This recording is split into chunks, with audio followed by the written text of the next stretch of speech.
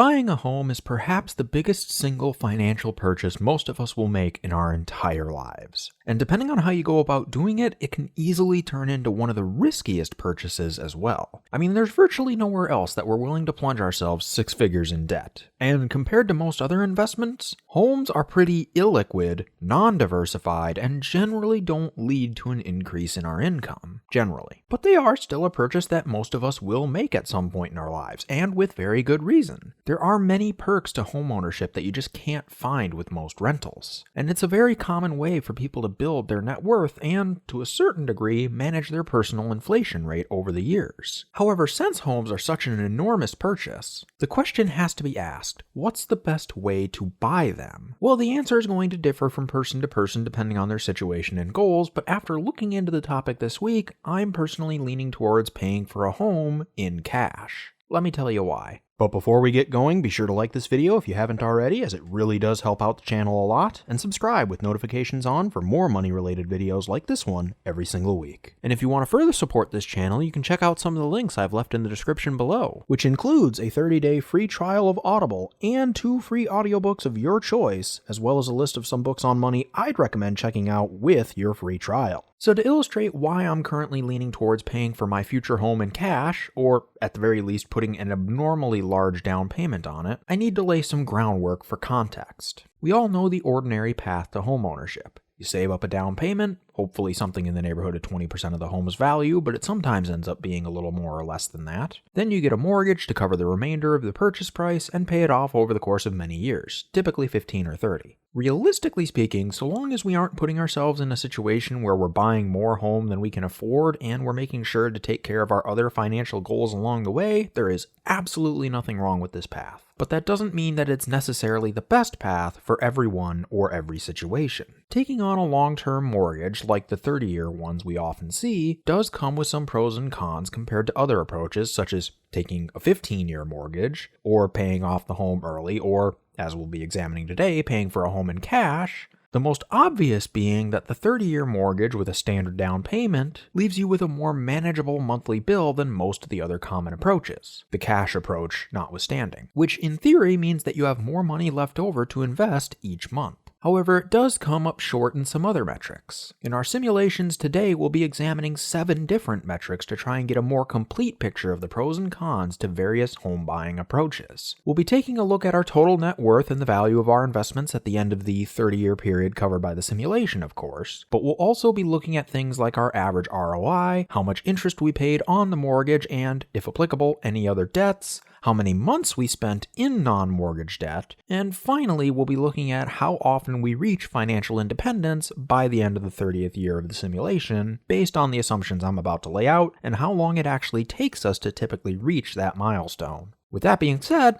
let's talk assumptions. Let's say that George and Jackie take home $60,000 a year. They spend $36,000 a year on non-housing related expenses, are debt-free with a fully funded emergency fund, and are in the market for a $300,000 home. They have $90,000 put away to cover a down payment on a home with a solid cash cushion to fall back on should any unpleasant surprises come up during or shortly after the home buying process. Currently, they have no other investments. They put 20% down on a 30-year, 3% mortgage for their $300,000 home, leaving them with a mortgage payment of a little over $1,000 a month. We'll use some common rules of thumb to estimate their other home-related expenses like maintenance and property taxes. We'll say that maintenance and property taxes each average 1% of the value of the home per year. Home insurance runs them about $35 per month for every $100,000 worth of coverage. Utilities total about $300 a month, and whatever home improvement or renovation projects that George and Jackie want to do average around $250 a month when all is said and done. This means that George and Jackie's total monthly housing costs come in at around $2,167 a month, or around $26,000 a year. This brings their total monthly expenses to around $5,167, which is a bit more than George and Jackie's take-home pay, but they reason that they do have a $30,000 cash cushion to give them a buffer, and the difference is small enough that they could make up for it by working a few extra hours here and there, being more frugal, or some combination of the two. Either way, it was a price they were willing to pay to get their foot in the door into a new home. That's their situation at this point in time. Going forward, we'll assume that their income rises by 3% per year, as do most of their expenses. The value of their home will appreciate at about 3.5% per year, and since some of their housing-related expenses like property taxes are tied to that value in this scenario, those will grow at that same rate. If George and Jackie should ever find themselves in debt beyond the mortgage, it will carry a 5% interest rate. As far as investments go, George and Jackie will be throwing all of their money into a simple S&P 500 index fund. For each month in the simulation, a total return figure will be randomly selected from the historical total returns of Vanguard's original S&P 500 index fund over the last 40 years to determine George and Jackie's ROI. To get a better idea of what a typical outcome looks like in each of the scenarios we'll be looking at today, I'll be running the simulation 100 times for each scenario and then average the results in each of our 7 metrics. But with that groundwork laid, let's take a look at those results. Under the assumptions we just laid out, if we looked ahead 30 years into the future, George and Jackie would, on average, end up with a total net worth of around $1.78 million. Their investments would be valued at around $965,000, so just under half of their net worth is tied up in the value of their home. Their ROI was about 10.6% per year before inflation, which is roughly what the S&P 500 has averaged over the past 40 or so years, assuming dividends were reinvested, so that makes sense. Thankfully, they never ended up in debt beyond the mortgage, so the entirety of their $124,266 in interest payments were a result of their home. And in terms of financial independence, they weren't completely unsuccessful, but in the vast majority of cases, they still have a ways to go. They achieved financial independence in just 3 of the 100 simulations that I ran, and on average, it took them 27 years and 11 months to reach that milestone. However, given that their total monthly expenses, once the mortgage was paid off, was about $10,000 a month in this case, they're still quite a ways from reaching FI based on the 4% rule, without some serious lifestyle changes. So that's our baseline scenario. Assuming nothing unfortunate happens like a job loss, the standard approach gives us a near $1 million nest egg, manages to avoid any extra debts, and, on very rare occasions, does manage to reach FI by the time the home is paid off. But usually, John and Jane are still a good decade or so away on that front. However, having nothing unfortunate like a job loss happen for 3 decades may not be what ends up happening. So what would the numbers look like if a wrench got thrown into our plans? Assuming everything else stayed the same, but George and Jackie lost their jobs for 6 months at the start of the 3rd year of the simulation, their net worth would take quite a hit. Their total net worth would fall to just under $1.06 million, and their investments would be valued at about $245,000. Their ROI was still about 10.6%, but unlike last time, they did fall into some non-mortgage debt. On average, they spent 99 of the 360 months of the simulations in some kind of non-mortgage debt. And on average, they paid almost $3,500 in interest on those non-mortgage debts, in addition to the $124,000 and change that they were already paying on their mortgage. They never once reached financial independence by the time their home was paid off. So in the end, a 6-month loss of income cost George and Jackie over $700,000. It pushes them considerably further back from achieving FI and leads to them spending over a quarter of their mortgage-paying lives in additional debt. To me, this suggests that even though George and Jackie's original approach was reasonably successful, it's pretty close to the edge in terms of risk, and I think we can do better. What if George and Jackie continued renting for a few more years so that they could continue to build up their savings and investments until they could buy their $300,000 home in cash? Let's say that they find some roommates and rent a place. We'll keep their portion of the rental costs at around $1,000 a month to remain consistent with the mortgage payment from the previous scenario. However, there will be some differences. Obviously, if they're renting, they don't have to pay property taxes. They don't have to pay for too much maintenance, and they have no need for a home improvement fund. But I'd wager that it actually goes quite a bit further than that. You may feel differently, but I think that the George and Jackie in this version of the story are going to be far more motivated to live a frugal lifestyle than the George and Jackie who already owned their home.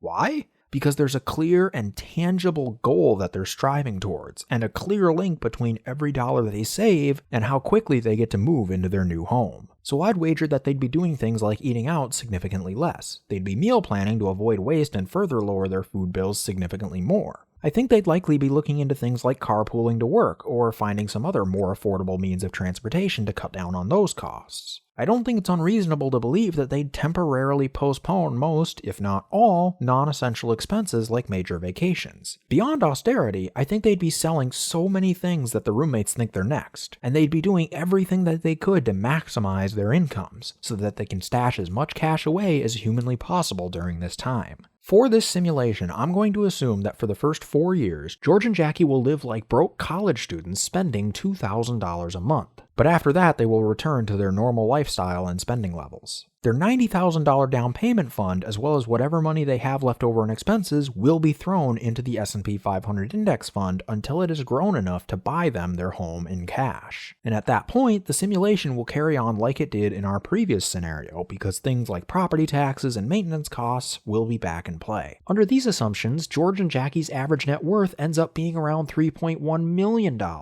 Their investments are valued at over $2.28 million, and their ROI is actually a little bit lower in this case at 10.4% per year, just due to the fact that they didn't get quite as lucky with the randomly selected returns as they did in the previous simulations. They managed to avoid going into debt in any form beyond the mortgage in every single one of the 100 simulations I ran using these assumptions, and therefore paid $0 in additional interest. They also managed to reach financial independence more frequently and more quickly than in either of the previous scenarios. They reached FI in 31 of the 100 simulations by the time the home was paid off, which is not perfect, but keep in mind we're only looking at a 30-year period here, and it is about 10 times as much success as we saw with the standard approach. On average, it took about 26 years and 7 months to reach that milestone, which is over a year faster on average than the standard approach. If we throw a wrench into things with that 6-month job loss, the results don't change nearly as much as before. Their ending net worth still clocks in at around $2.7 million,